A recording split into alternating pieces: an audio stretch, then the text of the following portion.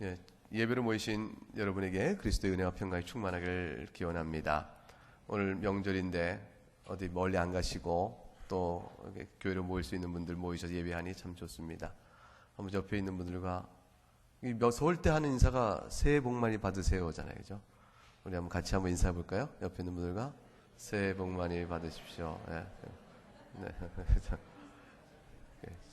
네, 저도 새해 복 많이 교회 새해 복 많이 받으시기 바랍니다.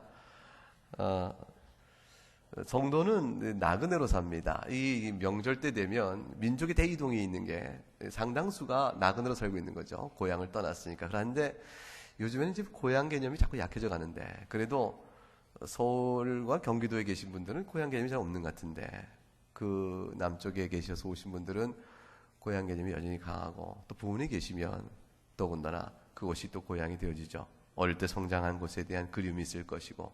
근데 가보면 요즘 다 개발하니까 시골이 아니면 도시는 어디 가도 다 얼굴이 없어져서 고향 개념이 없는 것 같아요. 저는 이제 완전히 귀국을 했을 때, 공부 마치고 돌아왔을 때 곳곳에 길은 어느 길인지 알겠는데 가보면 얼굴이 다 바뀌었어요. 도로 간에 건물들이 다 바뀌어가지고 고향 어릴 때 살던 흔적들이 다 없어진 게 조금 속이 상합니다. 그래서 그런 맛이 없어요. 성도는 이 땅에 나그네로 살지 않습니까? 우리가 나그네라는 사실을 강하게 강조하고 또 다시 고백하고 또 그렇게 살다 삶 중에 대표적인 인물이 다 이제 베드로 사도입니다. 베드로 전서 후서 보게 되면 우리가 나그네로라는 얘기는 굉장히 강조점이 나옵니다. 이 베드로 사도가 나그네로 어떻게 살았는지, 그가 믿음의 길을 어떻게 지켰는지, 그걸 살피는 게 이제 오늘 본문과 관련해서 우리가 살펴볼 주의 교훈의 말씀입니다. 베드로는 하늘의 영광을 맛보다가 완전히 그냥 그 땅에 내쳐지는 그런 절망과 수렁의 경험을 한 사람입니다. 베드로가 물 위를 걸었으나 물에 푹 빠진 사람이죠. 파도를 보고 무서워했다가 주님이 건진 받았는데, 오늘 본문에서 베드로가 주님께 어떤 말을 들어요? 주님이 베드로를 뭐라고 부르세요? 사탄아 물러가라 그런단 말이에요.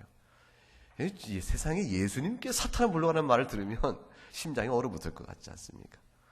이제 오늘 우리가 살필 것은 도대체 주님이 왜 베드로에게 사탄아 물러가라, 너는 나를 넘어지게 하는 자로다, 그렇게 강한 질책을 하셨을까? 그걸 생각해 보면서 제자의 길, 제자가 걸어갈 길이 뭔가라는 중요한 신앙 원리를 배우기를 원합니다. 베드로가 까닭 없이 예수님께 사탄아 물러가라, 너는 나를 넘어지는 자로다, 이렇게 강한 질책을 들은 것이 아닙니다. 무슨 이유가 있었죠. 베드로가 어떻게 했기 때문에 그런 책망을 들었습니까? 이 22절에 나옵니다. 22절에 베드로가 이렇게 했어요. 예수님을 붙잡고 항변하 이르되 주여 그리마옵소서, 이 일이 결코 주께 미치지 아니하리다 그랬습니다. 예수님을 붙들고 항변했다. 이게 무슨 뜻인가 생각해 보세요. 예수님을 붙들었다. 그러니까 예수님이 뭔가를 잡았겠죠. 예수님을 딱 붙들었어요. 근데 이 붙든 게 원문을 잘 놓고 생각하면 주석가들 다 이렇게 해석해요. 붙든 것은 그냥 붙든 게 아니고 예수님 붙들고 잠깐 이리 오실까요? 그거예요. 그러니까 이제 이무이 동행하듯이 이렇게 잠깐 주님이 이제 제대로 갈 수 있는데 차마 거기서 말할 게 아니고 아주 기묘한 얘기가 있다. 우리도 중요한 얘기 있으면 어떻습니까? 이렇게 잠깐 이렇게 하듯이 예수님 붙들고 잠깐 가실까요? 이렇게 잠깐 이게 한 거죠. 그래서 예수님이 이게 딱 붙들고 왜 그런가 했을 거 아니겠어요? 이렇게 딱 붙들고 나와서 항변하였다. 항변했다는 말이 보통 강한 표현이 아닙니다. 이거는 격한 감정으로 매우 크게 질책했다, 그 뜻이에요.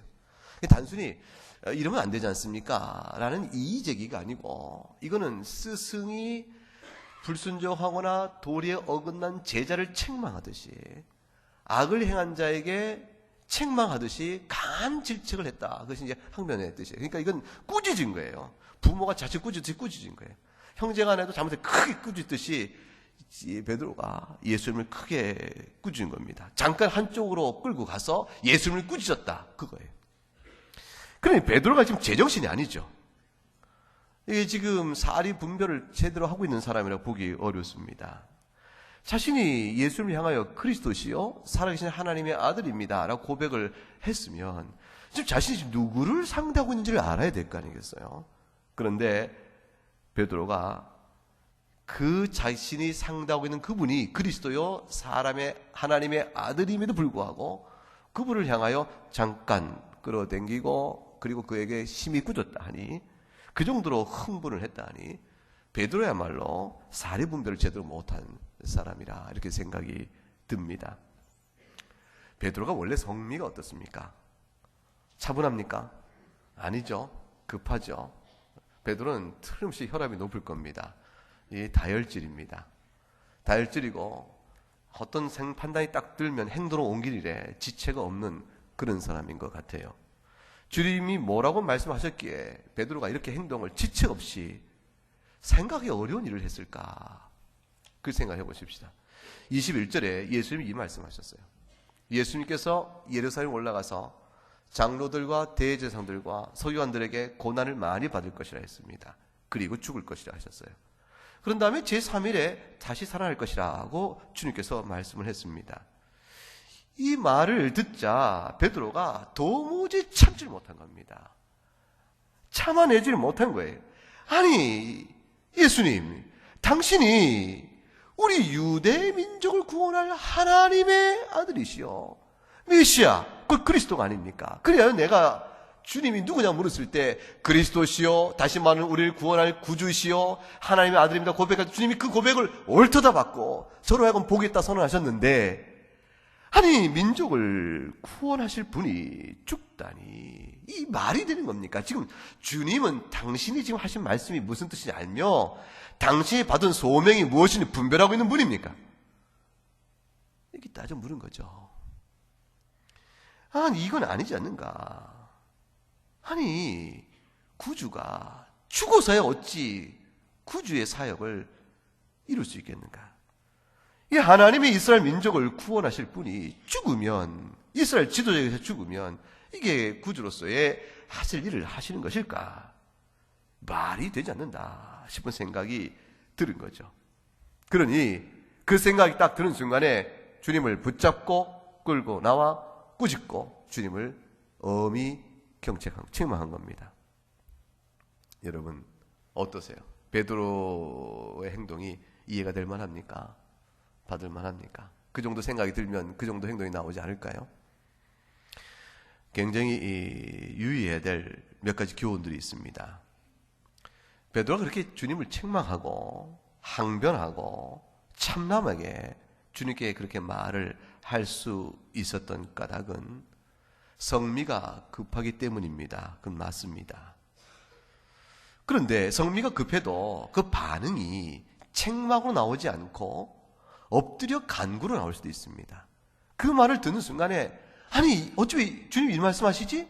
그 순간에 그냥 엎드려서 주님 앞에 간구하며 이르기를 주님이 말씀을 도무지 이해하기 어렵습니다. 주께서 십자가의 처형을 받아 죽으신다면 주님을 따르는 우리 무리들은 어찌 된 것이며 주의 말씀대로 이스라엘의 회복과 구원을 바라는 우리의 소망은 어떻게 이루시는 것입니까? 우리가 아까 이해할 길이 없으니 주께서 말씀하신 바를 다시 설명하옵소서. 그것이 우리에게 무엇을 뜻하는 것입니까? 그 교훈을 받기에 엎드려 구할 수도 있죠. 성정이 급하다 해서 주님을 책하고 책망하고 꾸짖는 그 일로 바로 나오는 것이 아닙니다. 성정이 급한 것이 행동으로 나오지만 그 행동의 방향과 내용은 반드시 주님을 향하여 꾸짖는 일로 나가는 것은 아니죠. 그러면 급한 행동의 그 배경 속에 다른 무엇인가가 있음을 알 수 있습니다. 베드로는 도를 넘은 겁니다.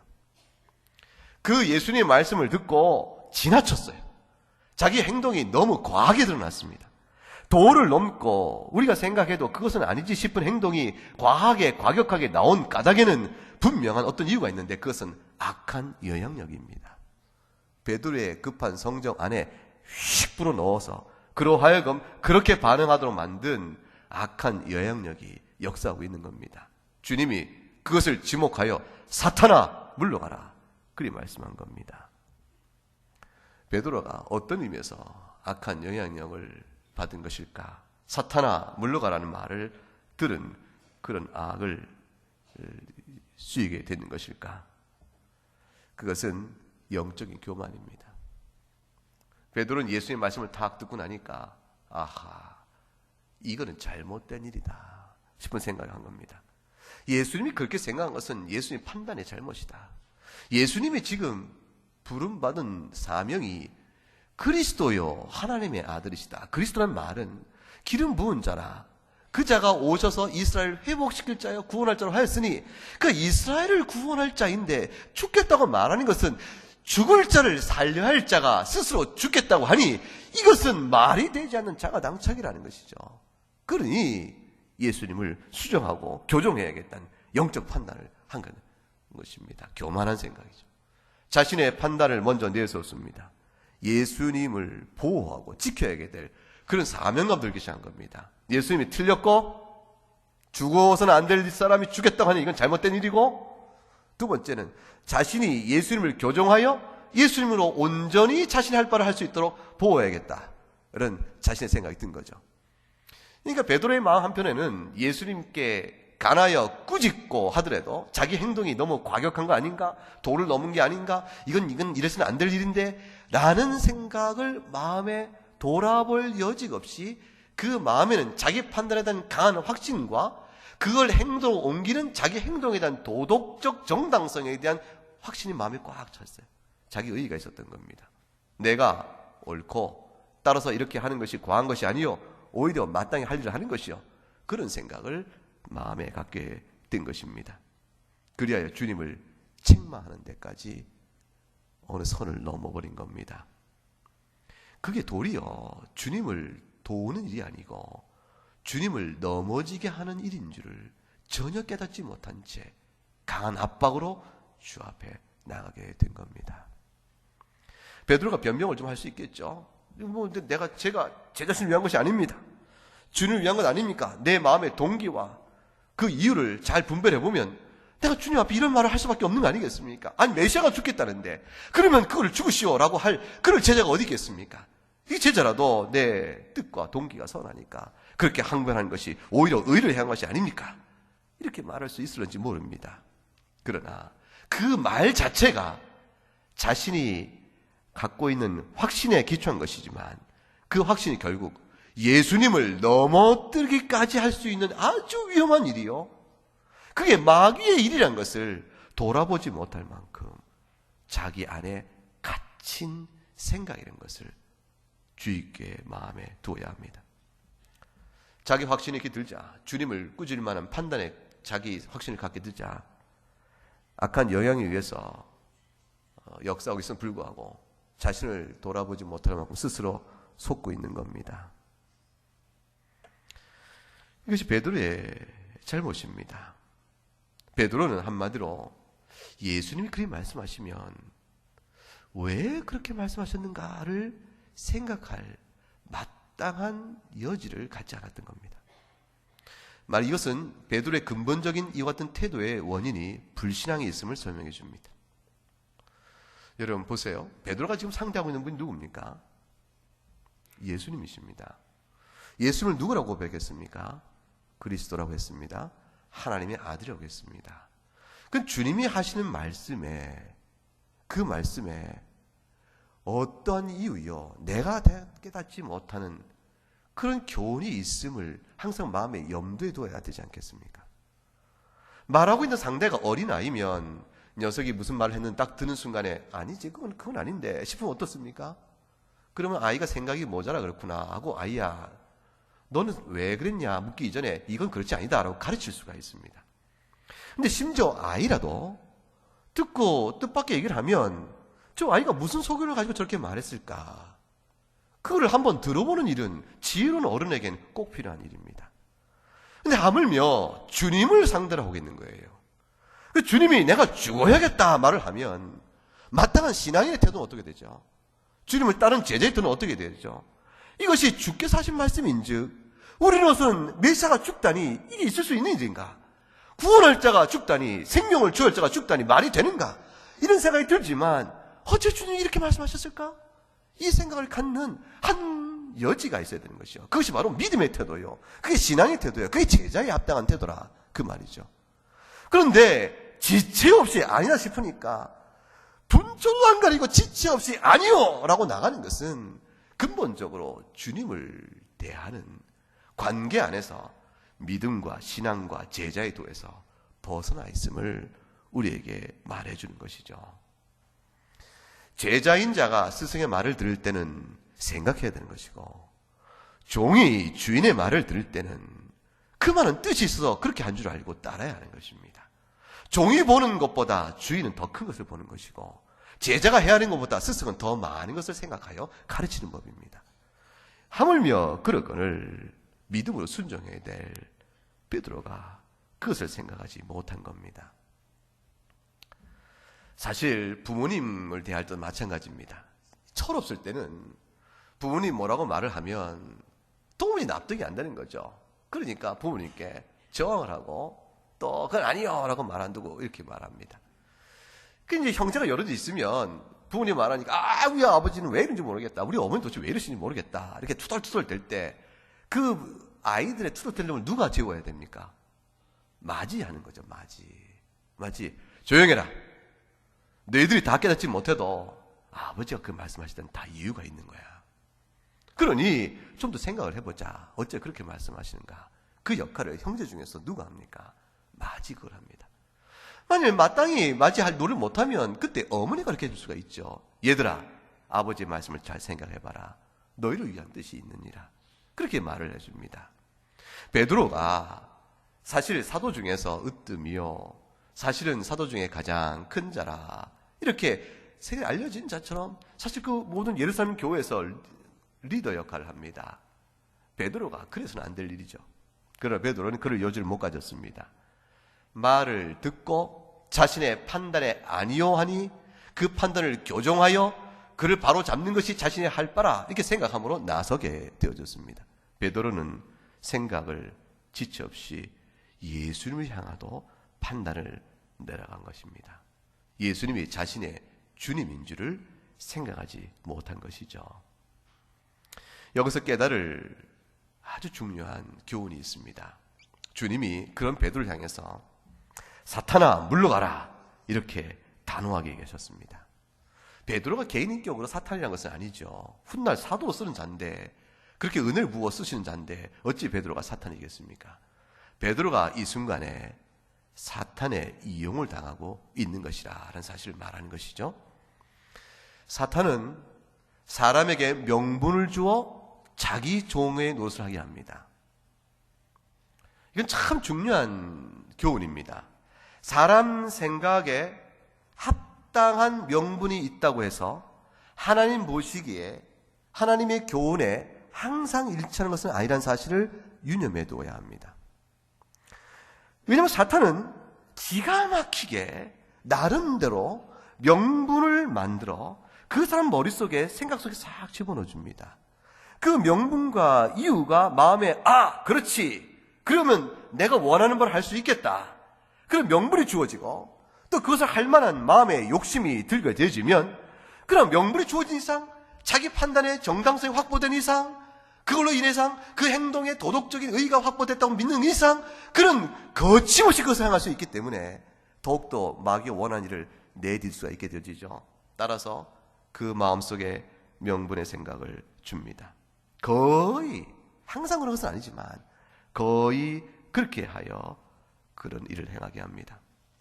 세상의 죄인들 중에서, 세상의 악을 행한, 사회 악을 행한 사람 중에서도 쉽게 자신의 죄를 인정하고 이게 모든 게 다 나로 인해서 원했다, 나로 비롯된 것이다, 이렇게 말하기 쉽지 않다는 걸 압니다. 되게 범죄자들이 다 핑계가 있죠. 사회 구조의 악을 많이 탓합니다. 이 사회가 나로 하여금 그렇게 만들었다는 것이죠. 그러므로 이 사회가 나를 이렇게 만든 이상 내가 이 사회에 대해 이렇게 행동하는 것은 나로 인해서는 어쩔 수 없는 일이요, 당연한 일이다 라는 식의 자기 행동에 합리화를 해나갑니다. 합리화가 없으면요, 사람이 악을 행한 일에 도덕적 부담을 이겨내지 못합니다. 나름대로의 합리화가 있게 됩니다. 그것이 올바른 판단일 리가 없죠. 그 판단에 자신의 합리화를 만들어냅니다. 사형수들이 이제 교수형을 청하게 됩니다. 그 마지막 할 말을 하라고 하겠죠. 그 사람이 이제 사형을 명받고 그 다음에 언제일지 모르지만 그것이 6개월, 1년, 2년, 3년 세월이 흘러가다가 어느 날 덜커덕 문이 열리면서 느낌이 좋지 않게 끌려갑니다. 그럼 바로 처형장으로 끌려가는 일들이 있게 됩니다. 그 걸음에 자신이 가는 곳이 죽음의 길인 줄 알고 이제 죽을 줄 알고 질질질 끌려가죠. 정신을 못 차리게 되어집니다. 이미 죽을 것을 예비하고 마음에 준비해 있으나 막상 당하는 일 속에서 준비되지 않은 모습을 보이게 됩니다. 다양한 사람들의 반응이 나온다 그래요. 다양한 사람의 반응이 나오는데 그 반응 중에 많은 부분들의 생각 사람들이 자신이 내가 범한 죄로 인해서 사회에 미안하고 부모님께 죄송하고 나는 내 죄값 죽는다 이렇게 인정하는 사람들이 숱하지 않은 거예요. 이 예수 믿는 사람들은 그간의 구원을 받고 복을 받은 사람은 그 가운데 돌이켜 회개합니다.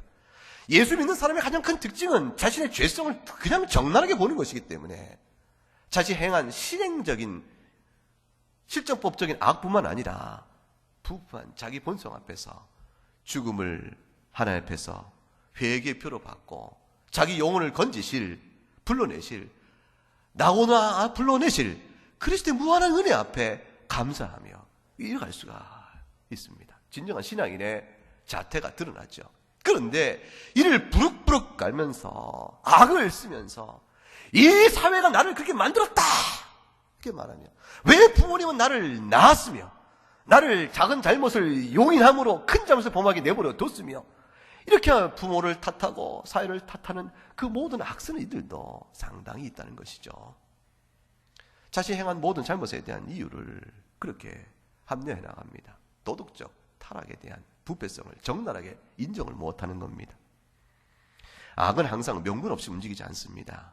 죄악은 명분을 따라 움직입니다. 나치 정권이 유대인을 학살할 때 그 끔찍한 죄를 범할 때 나치 정권은 이데올로기로 명분을 제공해 나갑니다. 죽여야 될 자임을 거짓 역사의 해석과 그걸 드러냅니다. 인종적 우위자를 끌어냅니다. 그래서 혈통적으로 우수한 자를 남기고 남은 죽여야 한다고 얘기합니다. 그것이 문명의 발전이라고 얘기합니다. 사상 개조를 하는 것이요 이데올로기를 만드는 것이죠. 그 속에서 윤리적 담보를 정당성을 담보하고 그래서 그 끔찍한 악을 행하게 만듭니다. 악은 그런 의미에서 명분을 따라 행하는 겁니다. 일제 제국주의가 우리를 침략하여 그렇게 찬탈하고 우리의 자산을 참탈하고 우리 문화를 유린하고 우리의 독립성을 다 유린하는 그 모든 악 가운데서 개인 차원에서 또 사회적 관계 속에서 범한 숱한 악들은 말할 수 없겠지만 그들이 끝내 인정을 다 하지 않습니다. 그들이 전범의 죄를 인정하기 거부합니다. 무엇 때문입니까? 조국을 위한 노력을 했다는 것이죠. 일본인이 일본 제국을 위한 노력한 것이 왜 죄냐는 생각을 할 것이고 그러니까 자기의 조국 애국주의요 소화주의적인 관점에 머물러 있기 때문에 그것이 보편 인류상에서 벌어진 죄란 사실까지 못 열어보는 겁니다. 독일은 지금도 나치 전범에 의한 모든 일들을 보편 인류적인 차원에서 열어놓고 그것을 반성하고 깨달아 다시 그 일이 없도록 할 것을 약속하죠. 결국에 명분에 따라 움직이고 그 명분은 온전한 정당한 것이 아니고 일정한 아주 제한적이며 굴절된 명분 안에서 사람을 이끌어갑니다. 그 속에 악이 있습니다. 거시적인 사회적 차원도 그렇고 역사 차원도 그렇고 개인 생활도 그런 것입니다. 개인 생활에서 서로 관계를 맺고 가정 안에서 가족 구성원들 사이도 마찬가지고 직장에서도 마찬가지고 교회에서도 마찬가지죠. 우리가 자신의 생각에 다른 사람의 생각을 판단합니다. 그리고 그 판단에 대해서 여유를 갖지 않아요. 그럴 만한 이유가 있을 것이라. 왜 그랬을까? 내가 이렇게 느꼈지만 그것이 과연 그럴 것인가? 돌아보는 여유를 갖고 생각해보지 않습니다. 섣부른 판단이 먼저 씁니다. 근데 그 판단은 해석이거든요. 그 해석은 사실을 말하지 않습니다. 해석은 해석일 뿐 정확한 사실을 반영하지 않을 때가 많은 겁니다. 그 해석의 틈새에 마귀가 들어오는 겁니다. 사탄의 영향력이 들어오는 겁니다.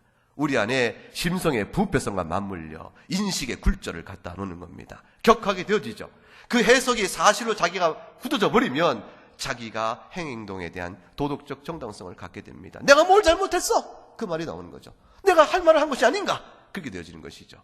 그것이 제3자가 봤을 때 그렇게까지 할 거 뭐가 있나? 그것은 아니잖아. 이렇게 말하는 도를 넘은 선에 대한 자기 반성과 인식을 스스로 미리 못하게 되는 겁니다. 지금 베드로는 완전 이런 시험에 들어버린 겁니다. 베드로는 예수님께서 죽어야겠다는 말을 듣는 순간에 지금 이런 흐름과 이런 원리 속에 완전히 빠져버린 거예요. 주님! 그러시면 아니 됩니다. 붙들고 그를 꾸짖게 된 겁니다. 예수님이 가차없이 아주 단호하게 아주 냉정하게 책망을 하십니다. 사탄아 물러가라. 네가 나를 넘어지게 하는 자로다. 네가 하나님의 일을 생각지 않고 사람의 일을 생각하는도다. 주님이 강하게 끊어버리셨습니다. 온유하신 분이, 오래 참으시는 분이, 주님이 격한 감정을 잘 드러내지 않으신 분이 베드로를 다루어 그렇게 강하게 말씀하십니다. 사람의 일을 생각하는 육신의 지혜 속에, 육신의 감정 속에 들어오는 마귀적 영향력을 바로 간파하시고 베드로에게 훗날 주님의 몸된 교회를 세워갈 사도적 일을 감당할 그 자이기 때문에, 주님이 뽑아낸 자이기 때문에 그 생각, 엄준한 교훈을 주셔서 평생 베드로에게 사탄아 물러가라는 말을 들었던 일을 쟁쟁히 기억나도록 하신 겁니다. 복음사역이 무엇이고 복음 앞에 서가 있는 것이 무엇인지, 제자의 길이 무엇인지를 그에게 심령 깊이 새겨줘야 되기 때문에 주님이 강하게 교훈하신 것이죠. 사람의 육신의 정욕이 과하게 작동하면 짐승이 되어버립니다. 우리가 그렇게 됩니다. 그래서 사람들이 이 탐욕에 눈이 멀면 짐승이 됩니다. 우리가 영화나 드라마나 소설을 보면 거기 나오는 주인공들이 악을 행하여 비참하게 되는 결과, 그런 스토리를 보게 될 때 너무 답답하지 않습니까? 도대체 저걸 왜 못 보고 저렇게 하나? 저렇게 하면 수렁에 빠지는데 어째 저렇게 하나? 그래서 그 금방 드러날 그 속임수를 쓰면 그 몇 발짝 간다고 저렇게 할까? 답답하지만 본인은 그걸 봅니까? 못 봅니까? 못 봅니다. 본인은 꾀를 내고 판단을 내린 겁니다. 그럴 만한 이유를 만들어 갑니다. 칼빈이 이 부분을 주석하면서 이렇게 말합니다. 육신의 지혜라는 것이 있다. 세상 일을 분별하는 판단이에요. 그 명분이죠. 하나님의 교훈에 따라 비추면 그것이 아니고 반성할 수 있는데 그걸 못 보고 자기 생각에 가려움 받은 자기의 꾀, 그게 육신의 지혜라고 볼 수 있어요. 자기의 꾀와 육신의 지혜를 주님께서 여기서 아주 호되게 책망하시고 쇠망치로 박살을 내려버리신 것이다. 이렇게 표현했어요. 칼빈이 아주 거칠게 이걸 주석을 해놓습니다. 쇠망치로 박살을 낸 것이다. 육신의 소욕도 죄성이 발동하면 통제하기 어렵고 짐승같이 사람이 되어버리지만 육신의 꾀도 그렇다는 겁니다. 육신의 탐욕은 드러나 도덕적으로 그러면 안 돼 이렇게 드러났고, 탐욕이 대상을 모든 것이 악한 걸 드러나니까 쉽게 이해가 되지만 육신의 지혜요 사람의 꾀는 계속 합리화와 명분을 제공하기 때문에 사실은 악을 행하나 스스로 돌아보지 못하는 큰 위험성이 있다는 것이죠. 주님이 지금 베드로를 쇠망치로 깨버렸다, 이렇게 칼빈이 해석을 해놓았습니다. 예수님이 너무 과한 것 아닌가. 저는 한때 어릴 때 이걸 보면서 예수님이 베드로의 마음을 좀 이해해 주시지. 베드로야, 네가 그렇게 생각했을 거나. 그래, 그건 아니잖아. 네 충성은 내가 이해하겠다. 나름대로 나를 위한다 하는 말이지만 그것은 아니다. 이렇게 좀 가르쳐 주시고 좀 그러시면 어떨까. 야박하게 이렇게까지 사탄아 물러가라 이렇게 말씀하시는 게 좀 과한 게 아닌가, 이런 생각을 했습니다. 여러분 어떻습니까? 그런 생각이 안 드십니까? 그런 생각이 좀 드시죠? 그런데 그 생각 얼른 고쳐야 합니다.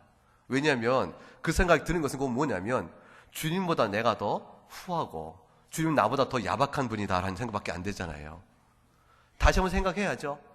주님이 왜 그토록 하셨을까? 거기도 뭐가 있을 것이다? 이유가 있을 것이다. 사람 사이에는 이유가 있을 것이라 생각해도 사람은 잘못을 범하는 일이 참 많이 있습니다. 그래서 교정과 또 이렇게 충고가 필요합니다.